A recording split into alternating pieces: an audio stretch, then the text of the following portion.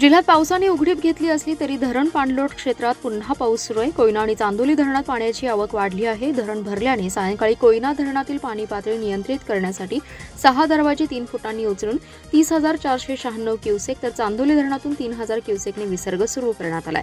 कृष्णा आणि वारणा नदी पात्रात पाण्याची वाढ होणार असल्याने नदीकाठच्या गावांना सतर्कतेचा इशारा देण्यात आलाय। जिल्ह्यात यंदा पावसाचं प्रमाण चांगलं राहिले। पश्चिम भागासह दुष्काळी तालुक्यात ही दमदार हजेरी लावली आहे। कोयना पाणलोट क्षेत्रातही मंगळवारपासून पावसाचा जोर वाढलाय। यामुळे पाण्याची आवक वाढल्याने बुधवारी सकाळी धरणात 105.25 टीएमसी पाणीसाठा झालाय। धरण पूर्ण क्षमतेने भरले।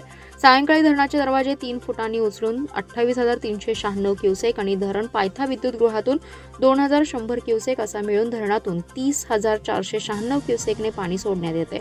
चांदोली धरणातून 1,554 क्युसेक आणि विद्युत जनित्रातून 1,400 क्युसेक असे मिळून 2,954 विसर्ग सुरू करण्यात आलाय।